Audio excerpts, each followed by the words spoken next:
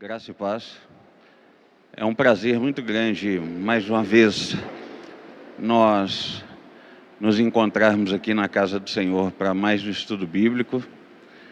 E com a graça de Deus a gente tem a oportunidade de estudar um pouquinho mais, aprender um pouquinho mais, crescermos espiritualmente e intelectualmente. Bom, nós vamos encerrar hoje então a nossa série sobre polêmicas na igreja, tratando de um assunto extremamente amplo, complexo, não é um assunto fácil de ser tratado, mas a gente vai tentar trabalhar da melhor maneira possível. Vai precisar ser de uma forma resumida, porque nós não temos condições de prolongarmos esse assunto, mas a gente vai tentar fazer uma introdução que seja coesa, que seja coerente, que seja satisfatória para todos nós. Nós vamos falar um pouquinho sobre o que é por trás da ideologia de gênero. Então nós vamos falar um pouquinho sobre a ideologia, vamos falar sobre a teoria queer, vamos falar um pouco sobre conceitos e uma linguagem própria, uma linguagem muito específica que tem sido usada dentro da própria ideologia de gênero. E finalmente, então, nós vamos ver quais seriam as áreas de reestruturação dessa teoria e em que sentido a ideologia de gênero e a teoria queer seriam uma espécie assim de perigo para o cristianismo. Então vamos começar tratando a ideologia de gênero entendendo o seguinte: não dá para a gente, nesse nosso único encontro aqui, não dá para nós falarmos de todos os teóricos, não dá para a gente falar de todas as teorias, não dá para falar de toda a intelectualidade que há por trás da proposta da ideologia de gênero, porque ela tem mais de século. E por ela ter mais de século, então, isso faria com que a gente gastasse um primeiro encontro aqui, uma primeira aula, só para a gente poder falar de todas as propostas filosóficas, todas as propostas intelectuais por trás da ideologia de gênero. E para depois nós falarmos da ideologia propriamente, temos um segundo encontro para a ideologia propriamente, e como eu disse, infelizmente, tempo é uma coisa da qual nós não dispomos, nós não temos mais, porque quando chegar na próxima quinta-feira nós já temos um outro tema para ser tratado, e na outra quinta-feira o nosso pastor dá sequência num outro tema, numa outra proposta, num outro estudo bíblico. Então nós vamos tentar aproveitar o máximo do nosso tempo aqui, falando de uma forma bem enxuta, como eu disse, a respeito da ideologia de gênero e da sua principal teoria, que seria a teoria queer. Então, a primeira coisa que nós precisamos entender é que a ideologia de gênero é assim chamada porque ela propõe uma distinção conceitual entre as palavras sexo e gênero. Ok? Ela propõe uma distinção, uma separação de conceitos entre as palavras sexo e gênero.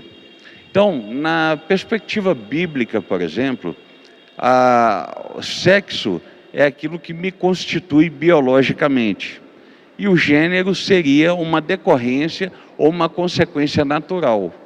Então, se eu sou do sexo masculino, a consequência natural ou a decorrência natural é que eu sou do gênero masculino, eu sou macho. Quem é mulher é a mesma coisa. Ela é biologicamente mulher e, por ser biologicamente mulher, isto é, seu sexo é feminino, consequentemente o seu gênero, isto é, a decorrência natural, também seria feminino. Já na ideologia de gênero há uma separação. Na ideologia de gênero é possível dizer que o sexo está relacionado apenas a informação biológica. Então, homem é homem porque ele possui pênis, e mulher é mulher porque possui vagina. Pronto, essa é a definição biológica. Mas em termos de gênero, isto é, esse masculino biologicamente e essa feminina biologicamente, se eles entenderem que eles não são macho e fêmea, também em termos de gênero, eles podem ser outro gênero que quiserem. Então, o macho é apenas para efeito biológico, ele pode ser mulher, se ele quiser, em termos de gênero, como ele pode ser outras definições, outros elementos que ele entender que ele quer ser, que ele se sente como tal. A mesma coisa a mulher.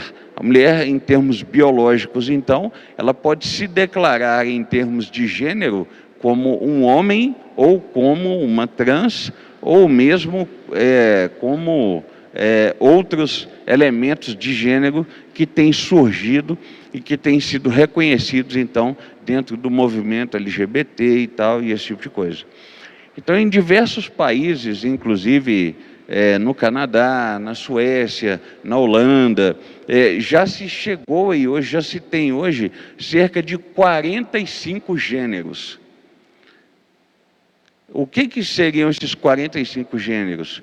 Isto é, um ser humano pode dizer o seguinte: eu sou biologicamente macho ou sou biologicamente fêmea, mas em termos de gênero eu posso ser ou homem, ou mulher, ou assexuado, ou bissexual e outros gêneros mais que a pessoa entende que já estão catalogados, que a pessoa entende ali que é possível ser enquanto gente, digamos assim. Então, a primeira coisa que é proposta pela ideologia de gênero, volto a dizer, é essa separação entre sexo e gênero. Se eu faço essa separação, isso abre um precedente filosófico e um precedente psicológico, comportamental, para que as pessoas escolham ser diferentes daquilo ou do modo que Deus planejou para elas. E é o que a ideologia de gênero faz. A razão pela qual os adeptos da ideologia se levantam contra o cristianismo, se levantam contra os cristãos em geral, é porque eles entendem que o cristianismo é esse nicho social, esse grupo social que ainda faz oposição à distinção entre sexo e gênero, à separação entre sexo e gênero. Por quê? Porque, como eu disse, nós entendemos que, biblicamente, um é a consequência natural do outro. É como se sexo e gênero fossem sinônimos, não tivesse necessidade de serem divididos. Mas, dentro da ideologia de gênero, eles são divididos. E a consequência disso é que eles criam, então, um outro termo chamado heterossexualidade compulsória. O que seria a heterossexualidade compulsória? Uma vez que a homossexualidade e que a distinção entre sexo e gênero é feita,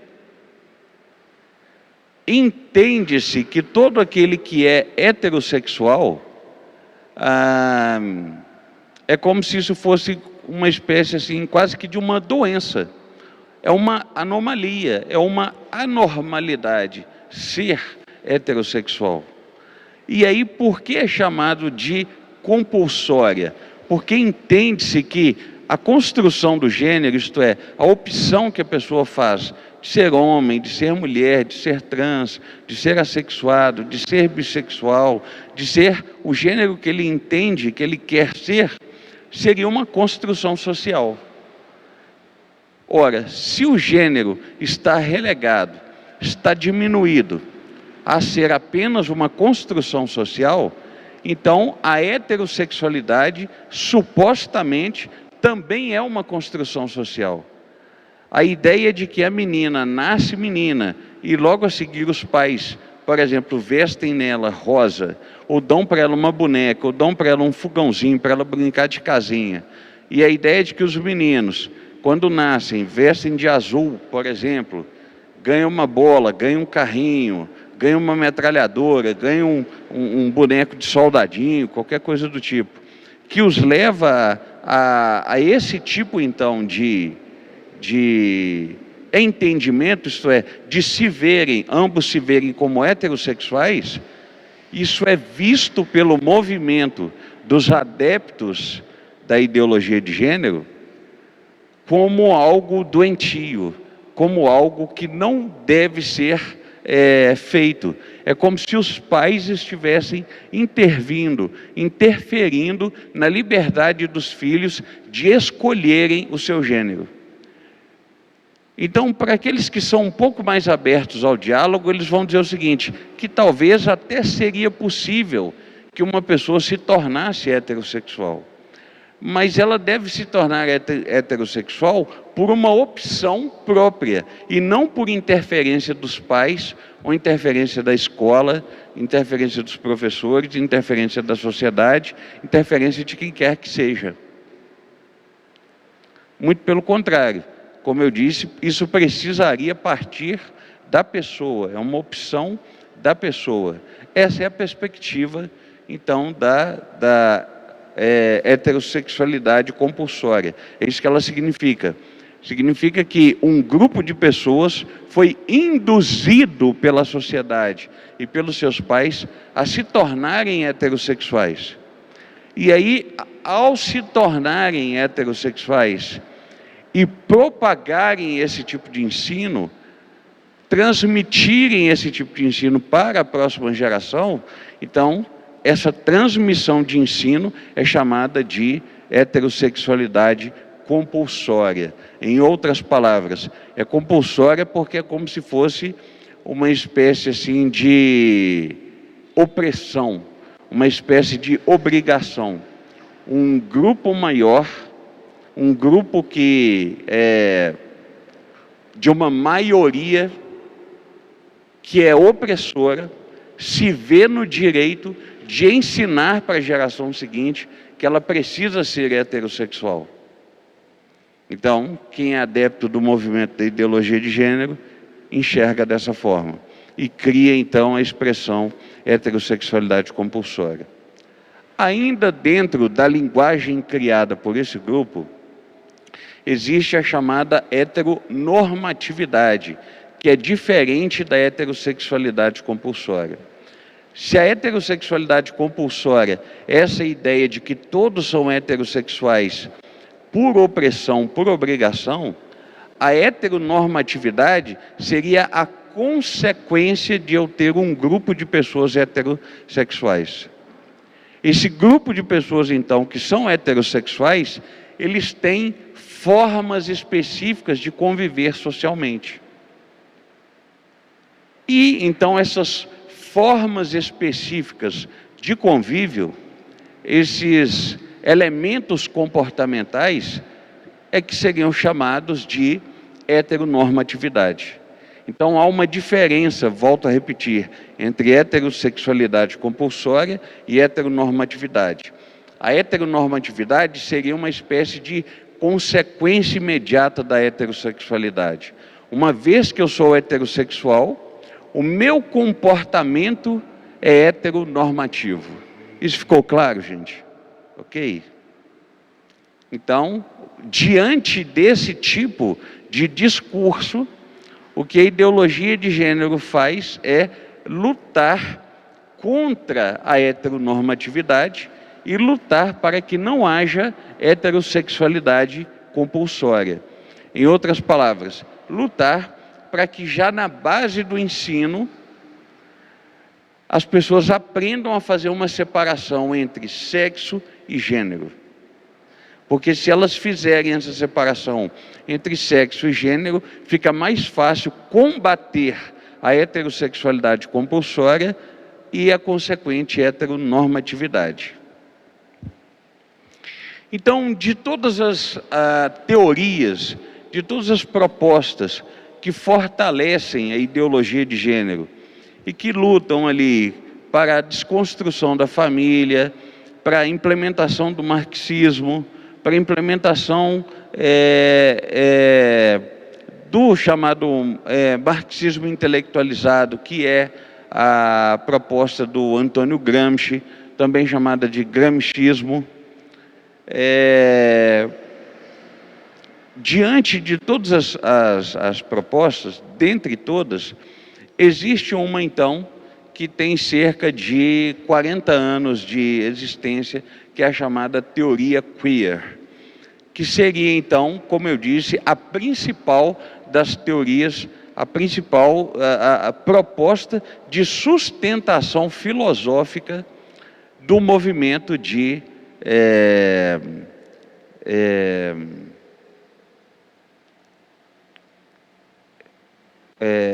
gênero.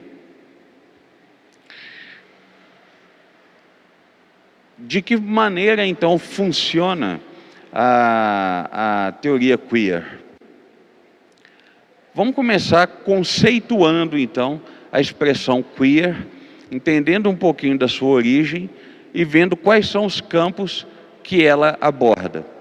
A teoria queer, ela é uma espécie assim de campo de estudo que questiona a sociologia, a literatura, a filosofia, a psicologia, a educação e a própria teologia.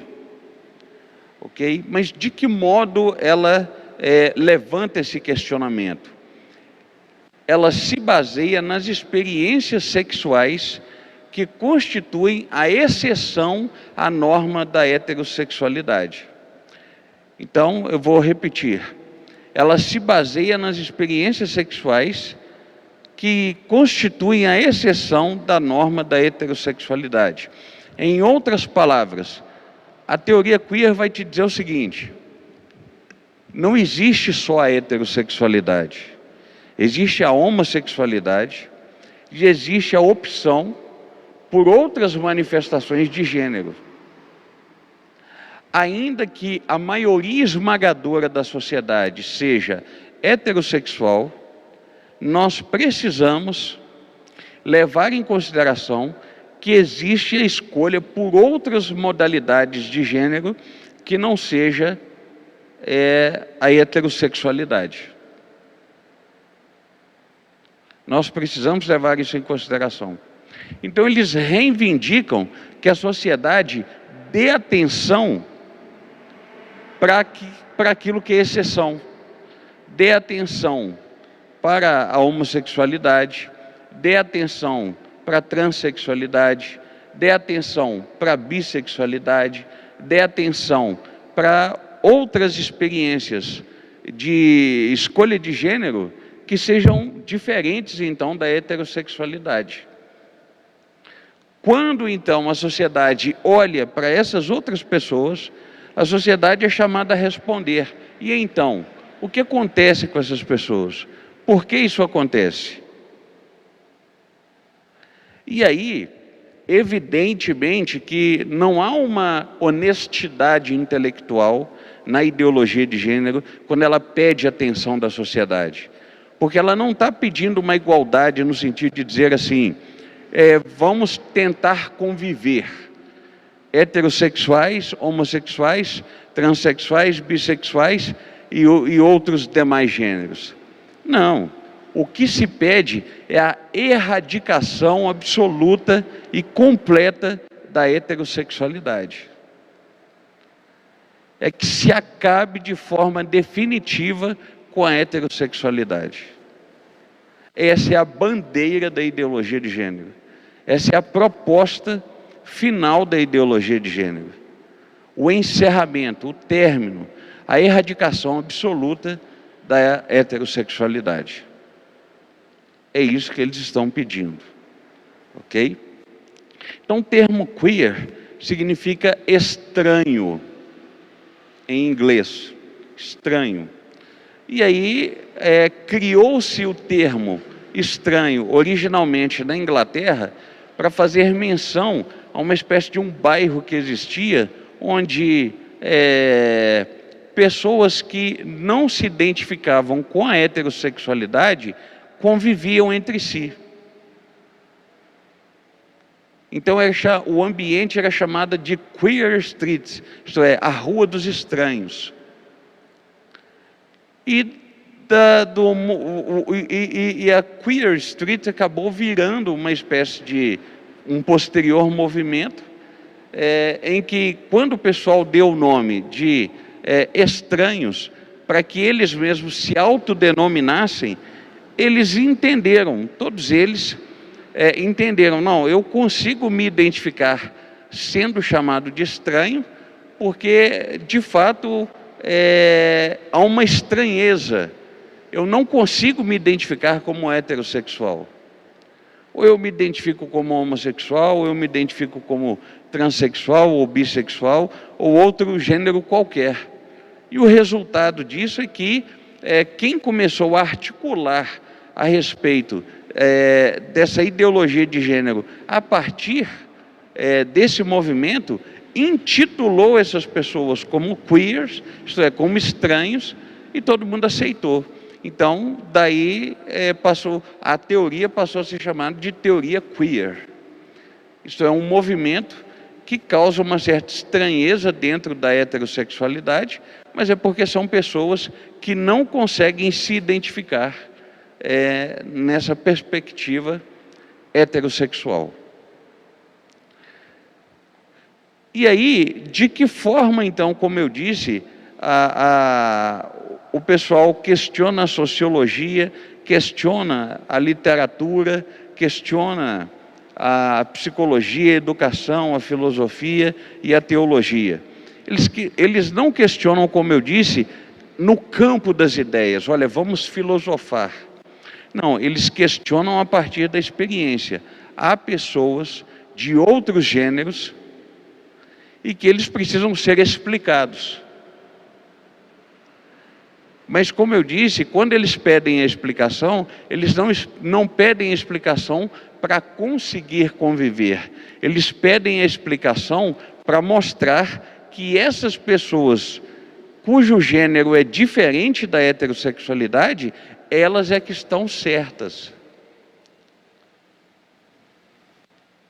E a heterossexualidade deve ser banida, deve ser varrida da nossa cultura, em geral.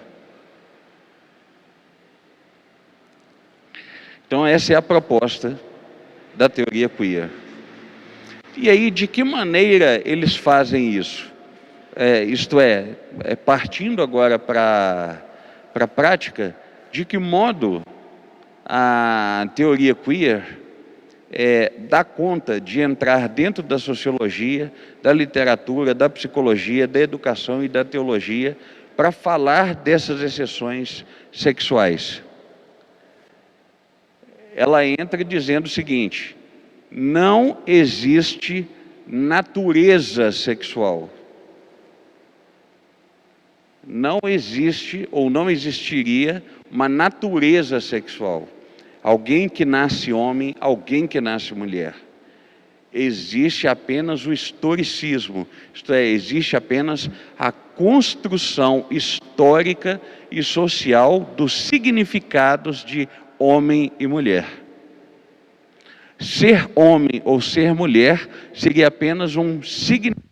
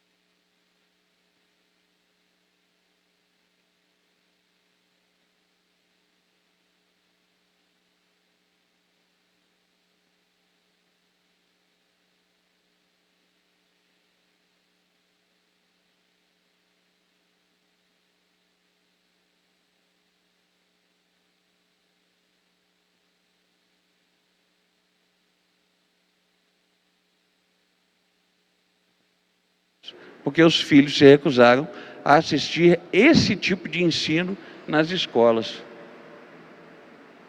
que faz parte da agenda da ideologia de gênero.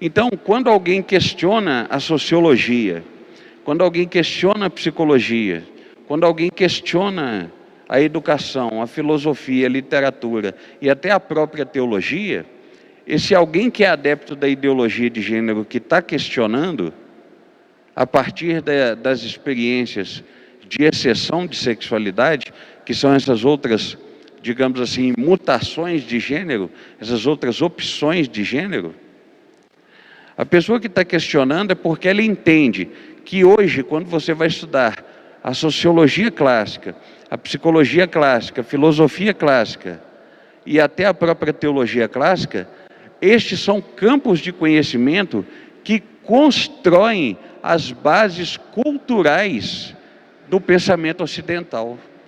A forma ocidental de pensar se dá com base na filosofia grega, no direito romano e na fé judaico-cristã.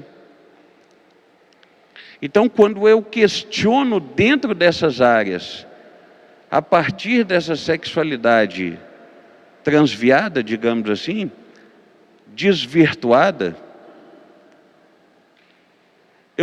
é como se eu estivesse querendo dizer o seguinte: tudo aquilo que nós aprendemos em termos de conhecimentos clássicos, que sustentam a nossa cultura, a nossa visão de mundo e a nossa forma de entender a família, o trabalho, a igreja, o próprio cristianismo, a relação com Deus, a relação com o próximo, a moralidade, essas coisas supostamente estariam erradas. Porque todos esses elementos culturais estão contribuindo apenas para a construção da heterossexualidade compulsória e da heteronormatividade. Então, se eu quiser derrubar a heterossexualidade compulsória e derrubar a heteronormatividade, eu tenho que derrubar os princípios morais e elementares e filosóficos e sociológicos e psicológicos e teológicos que sustentam a atual cultura.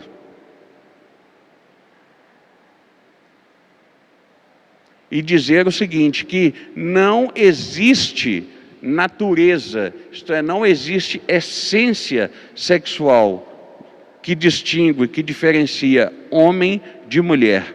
O que existe é apenas historicismo, isto é, o que existe é apenas construção histórica e social dos significados de homem e mulher.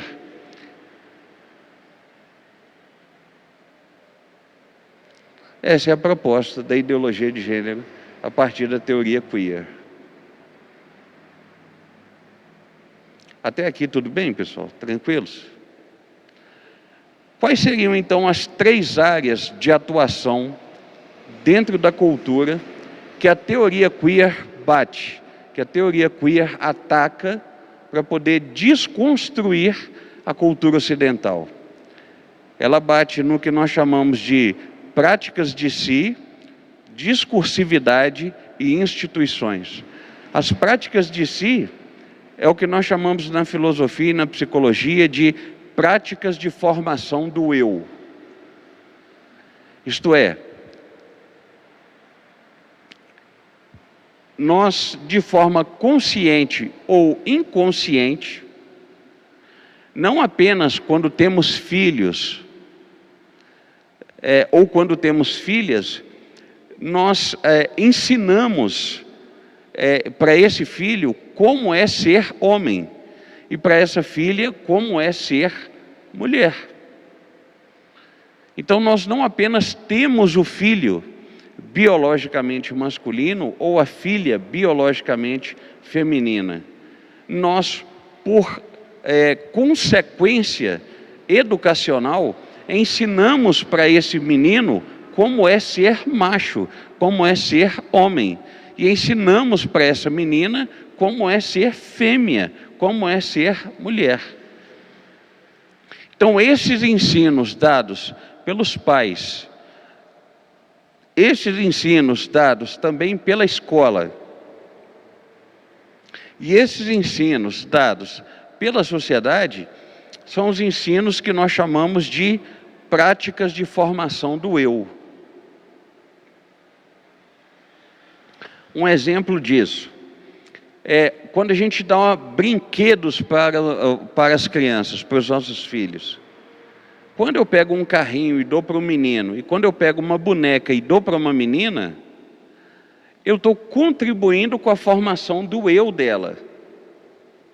Eu estou contribuindo com a formação da essência, do entendimento de quem ele é, ou de quem ela é. Esse menino se vê como macho, se vê como masculino, se vê como homem, porque além de ele ter nascido assim e ter então uma predisposição biológica e ter uma predisposição psicológica, e conforme nós sabemos à luz das Escrituras, ele ter essa predisposição porque foi criado por Deus dessa forma, nós reforçamos essa predisposição biológica através do ensino, da formação do eu. A mesma coisa a menina. Ela vai se sentir menina, vai se sentir mulher e vai se discernir e se entender e se ver como mulher, primeiro, porque ela foi criada por Deus dessa forma. Segundo, porque ela tem instintos naturais femininos que a conduzem a ter esse discernimento de que ela é mulher. Ou seja, ela tem já elementos psicológicos desde o seu nascimento. E, finalmente, ela tem a sua biologia que a caracteriza como mulher. Então, o que um pai e uma mãe estão fazendo, e o que o professor faz na escola, e o que os colegas e os amigos fazem na rua, é apenas reforçar quem essa pessoa já é naturalmente. Quem essa pessoa já é naturalmente. E aí, a ideologia de gênero vai bater nessa formação do eu, mostrando o seguinte: tudo bem, você pode até ter nascido biologicamente mulher, ou você pode até ter nascido biologicamente homem, mas lembre-se que gênero é uma construção psicológica. A construção social. Se é uma construção social, é perfeitamente possível que você que nasceu biologicamente homem, escolha ser mulher ou outro gênero qualquer, e você que nasceu biologicamente mulher, escolha ser homem. Como que eles fazem isso? Através de um termo na filosofia que eles chamam de plasticidade. O que é a plasticidade? É essa ideia de que os valores não são absolutos. A verdade é relativa e, portanto, ela pode ser construída. Ora, se a verdade é relativa, cada um tem sua verdade, e ela pode ser construída, então está aí designada filosoficamente a plasticidade, isto é, a elasticidade para eu construir sobre a minha vida o gênero que eu quiser. E onde é que quais são as principais áreas que eles estimulam na formação do eu, essa mudança de gênero? Por exemplo, na moda.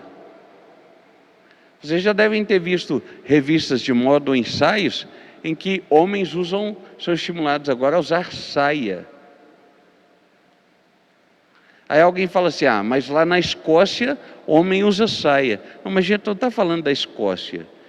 Porque se na Escócia o homem usa saia, é certo que lá ele vai ser incentivado a usar um outro apetrecho dentro da moda, que é a mulher quem usa.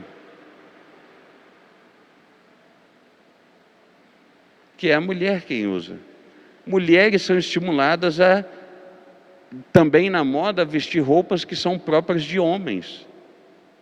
São próprias para homens.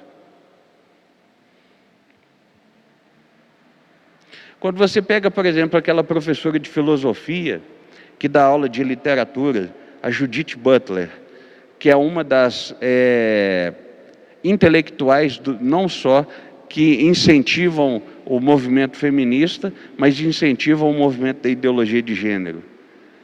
ela é igualzinho a um homem. O corte de cabelo, o traço, a vestimenta, ela é todinha caracterizada como um homem. Quando você pega o livro dela, O Problema de Gênero, você pega a capa, na capa você tem duas crianças que, por causa do modo como a fotografia foi tirada, por causa do recorte de cabelo e por causa da maquiagem, você não consegue distinguir se aquelas crianças são menino ou menina. E isso foi feito de propósito, com o objetivo de confundir mesmo o leitor, para mostrar que se você não consegue distinguir se aquela gravura ali é de um menino ou de uma menina, significa que ser menino ou menina pode realmente ser uma construção social, ao invés de ser uma natureza criada por Deus. Então eles fazem isso na moda, eles fazem isso incentivando que você mude a sua estética pessoal. Como? Se você tiver dinheiro, quem é menino põe seio de silicone, por exemplo, faz mudança de cirurgia de mudança de sexo. Se você é uma menina, a cirurgia de remoção dos seios.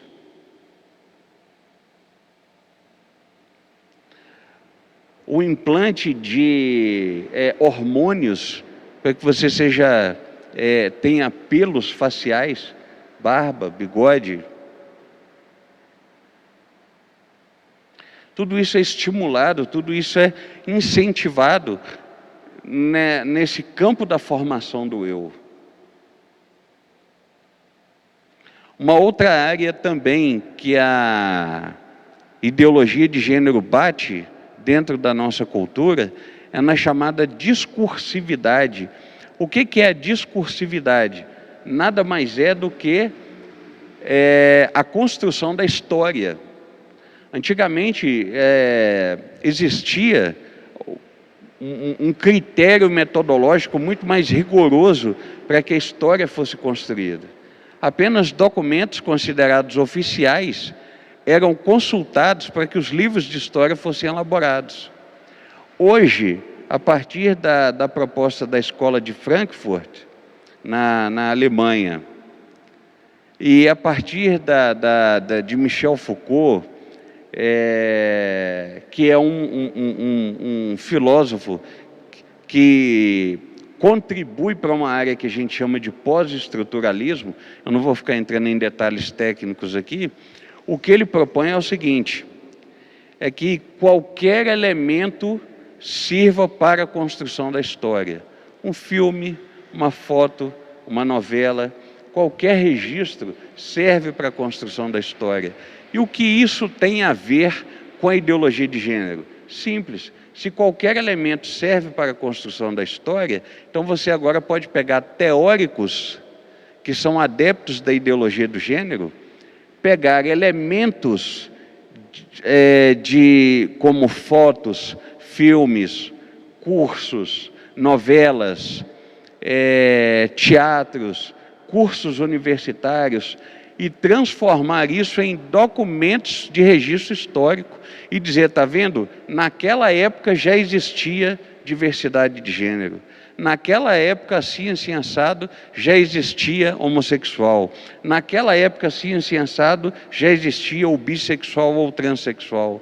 Para tentar mostrar que em todas as épocas da história existia a normalidade da opção por um gênero que fosse diferente da heterossexualidade. Com o objetivo, então, de mostrar para a sociedade que se em qualquer época sempre existiram pessoas que fizeram opções diferentes pelo gênero, então isso tem que ser uma coisa normal. E isso tem que ser aceito socialmente. Isso não pode mais continuar sendo rejeitado. Estão vendo a capeticidade, a sutileza com que a ideologia de gênero ataca e bate na cultura ocidental? E aí, finalmente, o outro campo, a outra área, é o campo das instituições. Esse é o mais aberto, esse seria o mais descarado de todos, digamos assim. Quais seriam as instituições? As escolas, as lojas, a própria arquitetura. Tudo hoje é voltado para tentar empurrar goela abaixo da sociedade que as opções por outros gêneros que não sejam a heterossexualidade, que essas coisas são normais. Então, nós temos hoje o chamado professor militante. Quem é o professor militante? É aquele que, ao invés de ensinar física, matemática, biologia, português, inglês, ele substitui esses conceitos curriculares por marxismo, por gramscismo, por ataques sutis à cultura, por ensinar ideologia de gênero.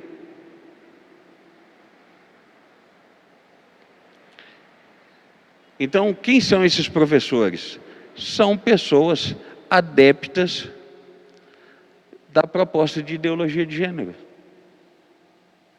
que estão nas nossas escolas ensinando essas coisas para os nossos filhos, que têm sido diariamente bombardeados, e nós, muitas vezes, estamos acreditando que eles estão simplesmente aprendendo português, matemática, inglês, de uma forma desvinculada e não idealizada. Haja vista que o que é o movimento da escola sem partido? É uma proposta política, de uma política pública, de que o professor fica proibido, seja ele adepto de um movimento de direita ou de esquerda política, ele fica proibido de militar em sala de aula a favor da sua forma ideológica de enxergar a política e enxergar as relações sociais, incluindo as relações sexuais que envolvem a ideologia de gênero. Por que precisou chegar nesse nível? Porque no nosso país especificamente tem havido um amplo debate, uma ampla discussão, e a sociedade em geral não aceita a ideologia de gênero. E que bom que não aceita. Agora, em países como a Suíça, por exemplo, depois que a ideologia de gênero passou a ser aceita, a Suíça se tornou o segundo país, maior país em número de estupros no mundo. Essa parte ninguém divulga. Por que ninguém divulga? Porque isso é consequência da ideologia de gênero. O estupro deixa de ser errado, uma vez que não há nem certo e nem errado. Uma vez que não há nada moral ou imoral.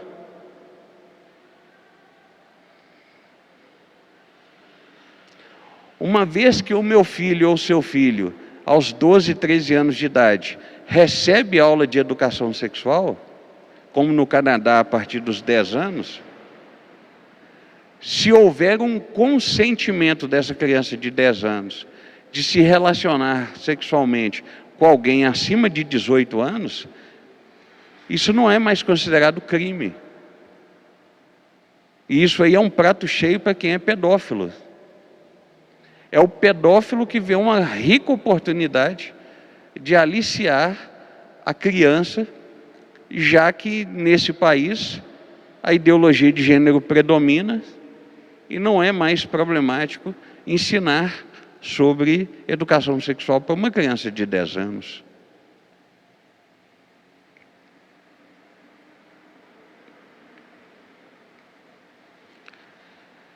Então, as principais áreas dentro da cultura que têm sido rebatidas, têm sido atacadas, são a formação do eu, através da moda, da transformação do corpo, da estética pessoal, das roupas, das cirurgias, do próprio entretenimento.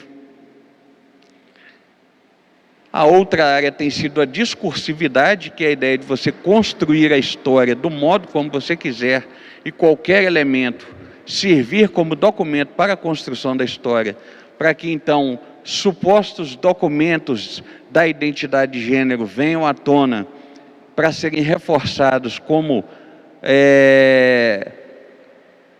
documentos aparentemente legítimos que demonstrariam a identidade de gênero e a escolha por outros gêneros que não sejam heterossexualidade em outras épocas e em qualquer época da humanidade, de modo que isso então seja visto como algo natural, algo normal, melhor dizendo.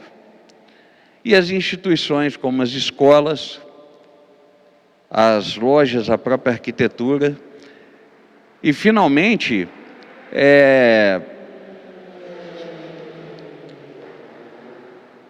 a forma que eu diria que é filosoficamente assim mais sutil em termos de arquitetura são os banheiros unitários.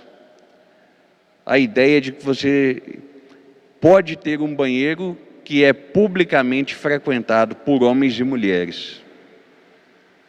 A ideia de que você pode ter um banheiro que é publicamente frequentado por homens e mulheres, imagine se um professor ensina isso para o seu filho que tem 7, 8 anos de idade. Se o seu filho pensa assim, na minha casa meu pai e minha mãe frequentam o mesmo banheiro, e eu frequento esse mesmo banheiro, então qual o problema de ter esse mesmo banheiro em escolas e em outros lugares que possam ser publicamente frequentados? Nenhum. Uma criança não sabe fazer o discernimento das relações entre uma casa e uma escola e um local de trabalho. Quem ensina isso para a criança com o passar do tempo, à medida que ela envelhece, são seus tutores legais, seus responsáveis ou seus pais.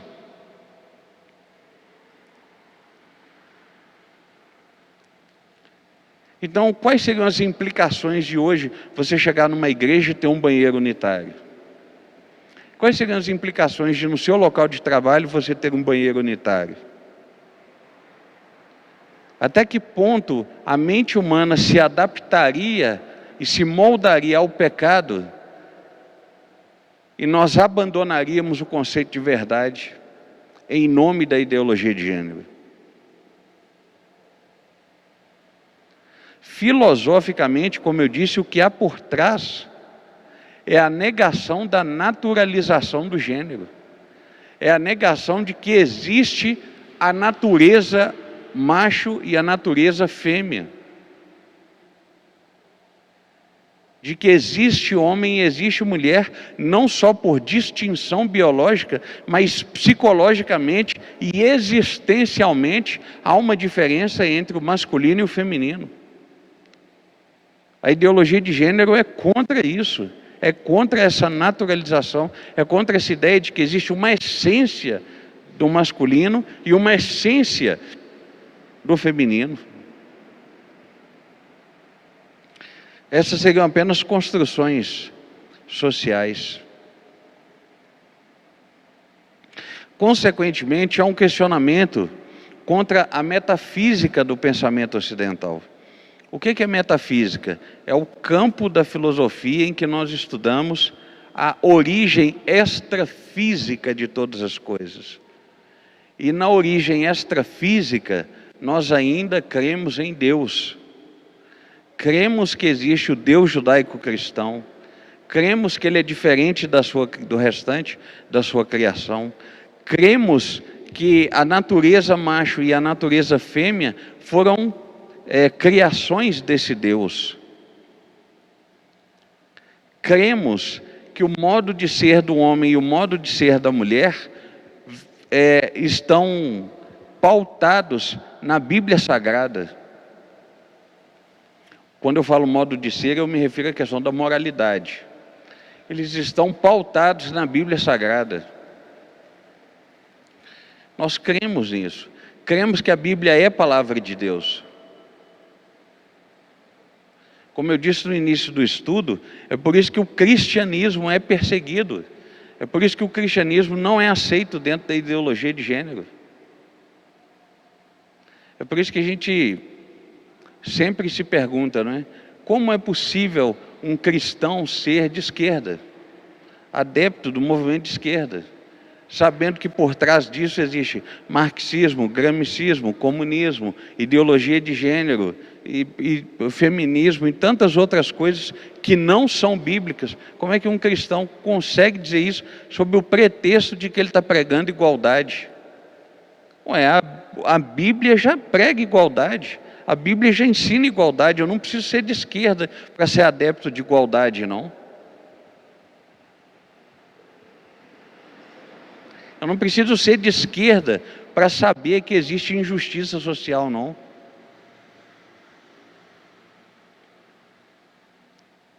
Eu posso muito bem ser conservador, ser tradicional, conservador na perspectiva bíblica,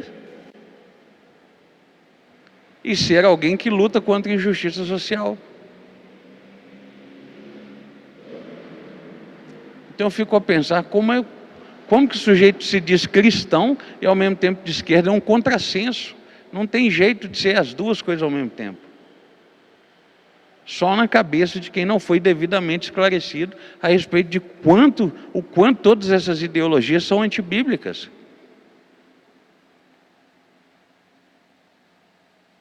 E aí, finalmente, nós devemos nos perguntar: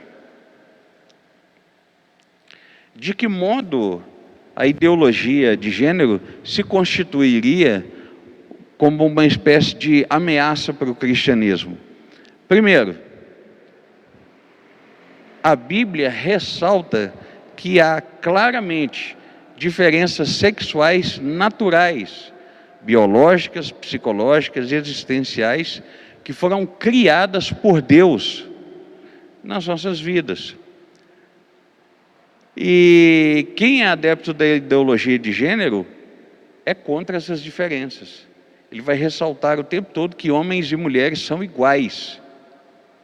E uma vez que homens e mulheres são iguais, as diferenças estabelecidas por Deus são abolidas. E aí você pode se reinventar. É por isso que você pode fazer a escolha do gênero. Como, por exemplo, um caso de um senhor que, seguindo essa mesma lógica, na Holanda, ele entrou na justiça dizendo o seguinte: olha, eu tenho 60 anos de idade, mas eu me sinto como alguém de 30. Então eu quero ter uma carteira de identidade que diz que eu tenho 30 anos. É claro que ele perdeu. A justiça não deu para ele a carteira de 30 anos. Mas a lógica é a mesma. Me perdoem a força de expressão que eu vou usar, mas é como uma juíza estava dando uma palestra lá em Divinópolis, e que eu assisti, que ela estava comentando: eu posso ser homem de manhã, mulher de tarde, e à noite eu dizer que eu sou um cavalo no corpo de um ser humano, que eu me sinto como um cavalo, um equino, e ninguém pode ir contra isso, porque foi o gênero que eu escolhi ser.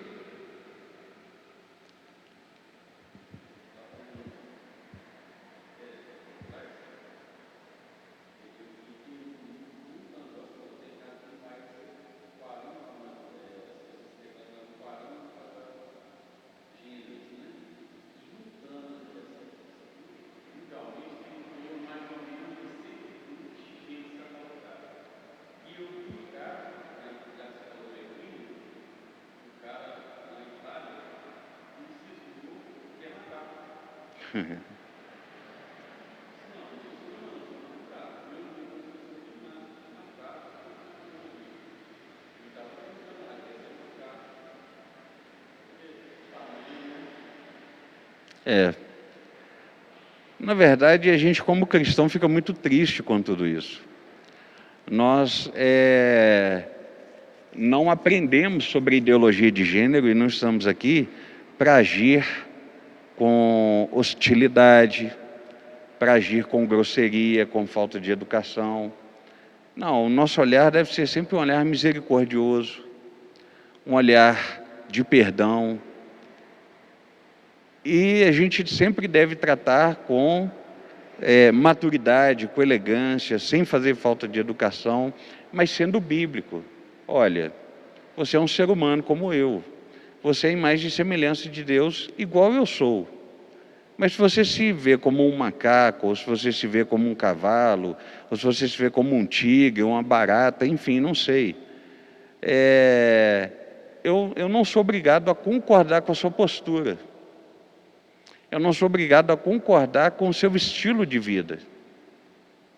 Eu posso respeitar você como imagem e semelhança de Deus, mas eu não sou obrigado a concordar com o seu estilo de vida. E aí a gente precisa ter uma postura bíblica mesmo, uma postura cristã mesmo, de não ter medo de uma rechaça, né, melhor dizendo, de não ter medo de uma perseguição. Não, nós devemos ter uma postura bíblica, séria, coerente. Olha, não dá para ser assim, não dá para crer e para viver do jeito que você está propondo. Okay? Não dá, não tem condição de viver. Então, quer dizer, como eu disse, a primeira ameaça que a ideologia de gênero constitui para os cristãos é essa. As nossas diferenças sexuais naturais foram criadas pelo próprio Deus, elas seriam abolidas, e uma vez que ela é abolida, a pessoa pode escolher o gênero que ela quiser ser, como o exemplo aí da pessoa que quer ser um macaco. A outra coisa é que a instituição familiar e a criação dos filhos e os valores cristãos acabam sendo desafiados. Gente, não vamos ser inocentes de achar que as nossas crianças, já em idade pré-escolar, escolar, que elas não têm essas informações, porque sim, elas têm. Elas têm essas informações. A respeito da questão digamos assim, da escolha da sua sexualidade. Ainda que muitas delas não se posicionem, ainda que muitas delas não optem, digamos assim, pela escolha de um gênero que seja diferente da heterossexualidade, mas elas são bombardeadas. A própria noção de instituição familiar, por exemplo, você pega Marx. O que Marx falava? Que tudo se resume à luta de classes. Então, quando você pega lá a família, o primeiro ambiente de luta é na família. Porque, na perspectiva do capitalismo, segundo Marx, quem é a mulher? A mulher é a propriedade do homem. Então, quando é que a mulher vai se desvencilhar dessa condição de propriedade? No dia que ela lutar pelos seus direitos. O dia que ela lutar por ser igual ao homem. Aí, o dia que ela chegar nessa condição de igualdade, ela deixa de ser propriedade do homem.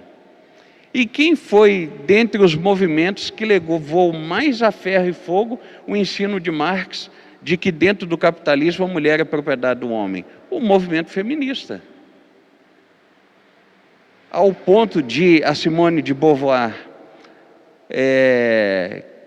que é considerada uma das principais mães do feminismo da segunda onda, ensinaram o seguinte, que a mulher é uma construção social feita pelo homem. Não existe a palavra mulher, não existe o termo mulher, não existe o ser mulher. E uma vez então que a mulher se reinventa, ela pode então com isso se libertar das garras do homem. Agora, irmãs, em nome de Cristo Jesus, põe a cabeça no lugar e pensa um pouquinho comigo.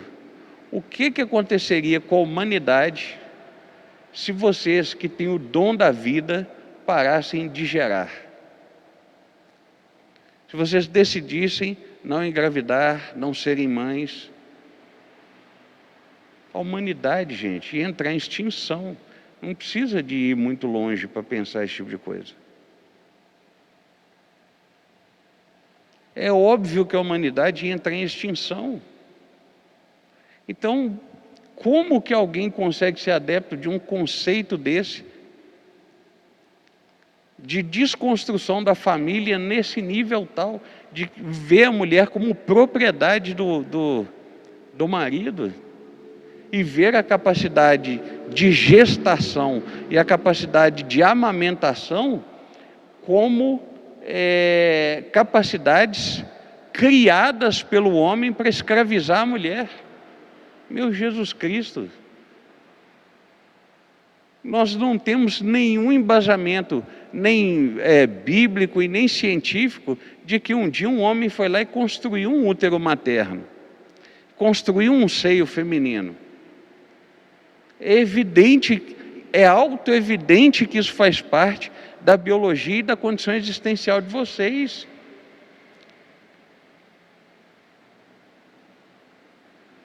Isso é auto-evidente. Então, olha o quanto a família e a criação dos filhos e a gestação dos filhos fica desafiado, fica ameaçado com a proposta de ideologia de gênero. Quantas são as moças hoje dentro da própria igreja evangélica, cujos pais e mães ensinam o seguinte: você vai estudar primeiro, você vai fazer uma faculdade primeiro, você vai ter seu apartamento primeiro, você vai ter seu carro primeiro, você vai ter sua vida primeiro, você vai se profissionalizar, você vai ter tudo primeiro, porque se o casamento não der certo, você pica o pé no sujeito e vai viver sua vida. Quando, na verdade, a principal função social de uma mulher que mais deveria dar a ela prazer e satisfação existencial é o dom de ser mãe. É a capacidade de gestar. É a capacidade de ter filhos. E hoje tem-se aquela ideia de que ser profissional é muito mais do que ser mãe. Isso não é verdade, nunca foi. E finalmente a última ameaça é que acaba que os conceitos de certo e errado nas questões sexuais deixam de existir. Porque para pensar, se eu luto contra o cristianismo, então cedo ou tarde eu começo a ensinar que Deus não existe. Se Deus não existe, eu não tenho um referencial moral. Porque se a própria noção de gênero é socialmente construída, então é claro que o papel social do macho, do masculino, e o papel social da fêmea, isto é, do feminino, também são construções. Se são construções, o que eu tenho contra o estuprador? Nada. Eu não posso ter nada contra o estuprador. Ele não está errado em estuprar uma mulher ou um homem. Ele não está errado. Por quê? Porque é o desejo dele, é a vontade dele, e não tem nenhuma moral normativa universal que diga que isso é errado, já que o papel de homem e mulher são construções. O que tem de errado com o pedófilo? Nada. O que tem de errado com alguém que você sabe na família que molestou seu filho ou sua filha? Nada. Ele só está cumprindo o desejo dele, deixa quieto, o que tem? De construtivo, digamos assim, na ideologia de gênero, que colabore para a perpetuação da humanidade, a perpetuação da nossa espécie. Nada. Isso só mostra o quê? Que quando o homem e mulher estão no pecado, o pecado é uma completa desvirtuação da vontade soberana de Deus. De modo que todas as vezes que Deus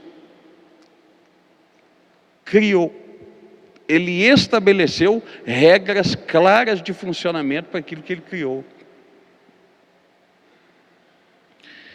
Incluindo o modo de funcionamento do homem e da mulher, do macho e da fêmea. E aí vem a ideologia de gênero e vem o pecado e faz o quê? Distorce o modo como Deus estabeleceu, que é a forma correta de funcionar. E nós estamos vendo aí, dia após dia, as consequências danosas desse modo de funcionamento. Ok? Então, basicamente é isso. A teoria queer, que é o que há por trás da ideologia de gênero, é uma das teorias mais, digamos assim, famosas ou robustecidas, que vai propor que lá no campo de formação do eu, na discursividade e no campo das instituições, a cultura ocidental seja bombardeada, porque o que está por trás é a negação da naturalização do gênero, é o questionamento da metafísica ocidental, servindo então como ameaça ao cristianismo e ameaça à heterossexualidade e à heteronormatividade.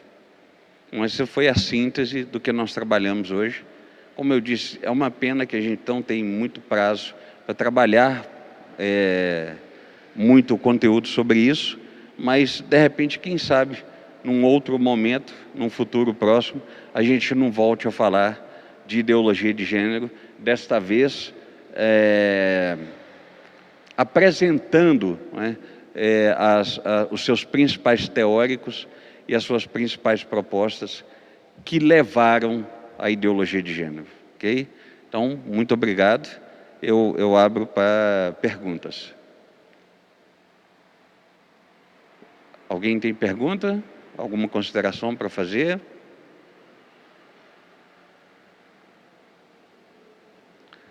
Na internet, tem pergunta para fazer?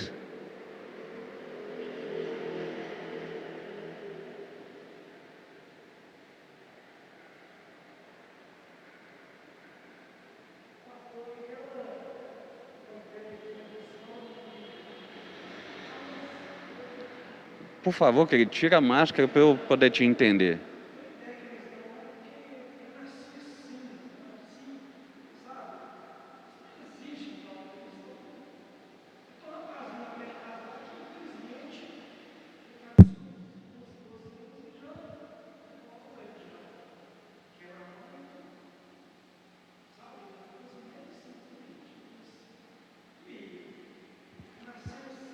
Excelente pergunta. Há uns anos atrás, não muito tempo, talvez 2, 3 anos, nós até encontraríamos adeptos da ideologia de gênero dizendo que as pessoas são como são por um determinismo biológico.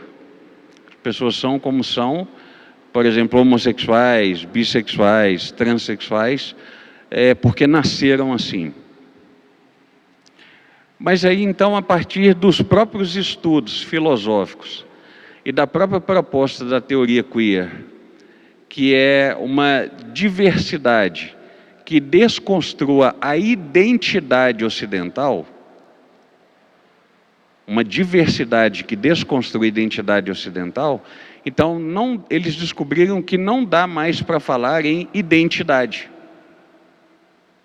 Então, por exemplo, quando perguntaram para Judith Butler se ela era lésbica, ela falou o seguinte: olha, tem até dias que, claro, eu estou usando as minhas próprias palavras, né? Como se ela tivesse dito o seguinte: tem até dias que eu me sinto assim.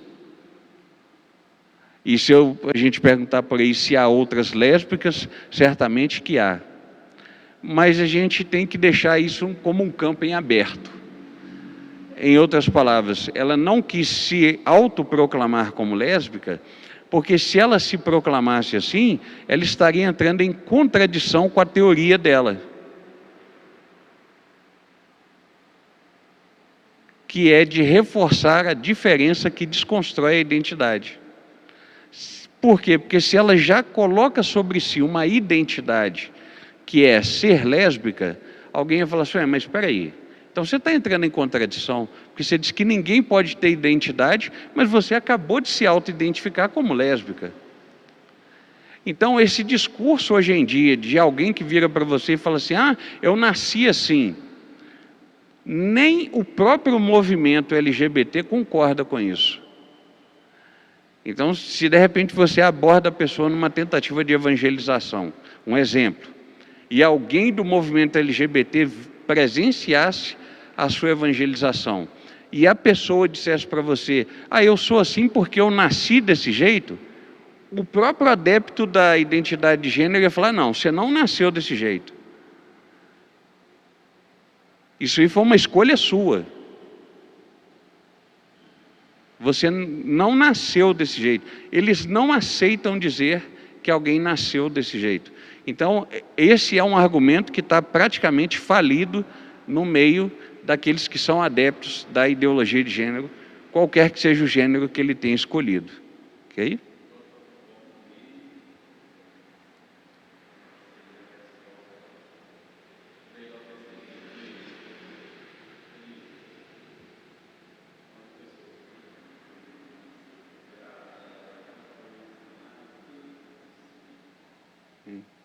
Sim,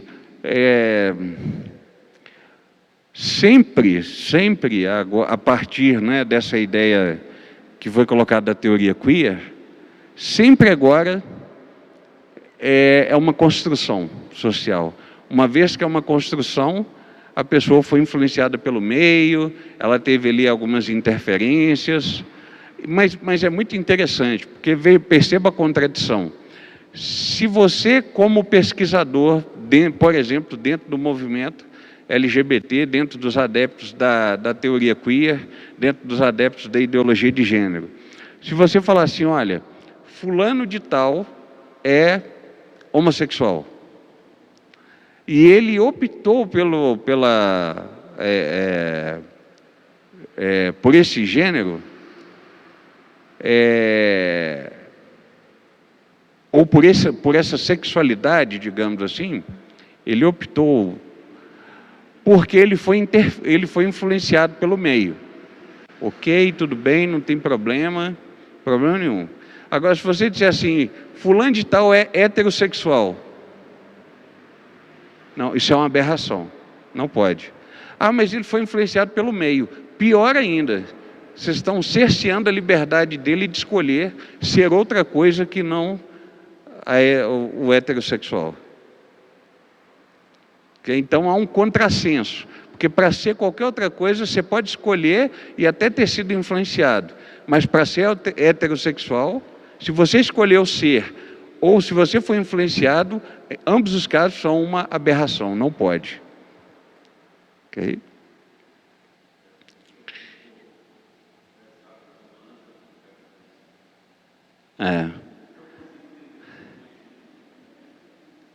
Gente, para a gente fechar então, alguma consideração, alguma pergunta? Da internet tem alguma pergunta? Bom, como não apareceu nada aqui para mim na tela, nós vamos orar então e vamos encerrar o nosso estudo. Eu quero agradecer vocês pela participação, por vocês terem vindo para a gente encerrar essa série sobre polêmicas na igreja. Na próxima quinta-feira, então, possivelmente a gente deve ter o Teologia para a Vida, e aí depois o pastor vai começar com uma série nova, que ele mesmo deve anunciar o que vai ser trabalhado de estudo bíblico, sequência de estudos bíblicos, ok? Vamos orar? Ó Deus, em nome de Jesus, nós te damos graças pela tua bondade e a tua misericórdia. Obrigado pelo privilégio que nós tivemos de estar aqui essa noite, aprendendo um pouco mais. E na nossa oração, Senhor, o que te pedimos é que o Senhor nos fortaleça. O que te pedimos é que o Senhor nos ajude a continuarmos caminhando, ó Deus, na tua presença, e que o Senhor, no nome de Jesus, nos ajude a discernirmos os tempos, as ideologias, as propostas, e que o Senhor nos fortaleça na tua palavra, para que a gente possa caminhar em santidade até a volta de Cristo, Pai, no nome de Cristo Jesus. Que o Senhor possa abençoar aqueles que estiveram aqui presentes, aqueles que participaram do estudo pela internet. Muito obrigado, meu Deus, pelo privilégio de explanar sobre um assunto tão rico e ao mesmo tempo tão complexo como esse, e que se o Senhor assim nos permitir, que possamos estar aqui na próxima quinta, para mais um estudo, para a glória do teu nome, em nome de Cristo Jesus. Amém e amém, meu Deus. Muito obrigado, Deus abençoe a vida de vocês.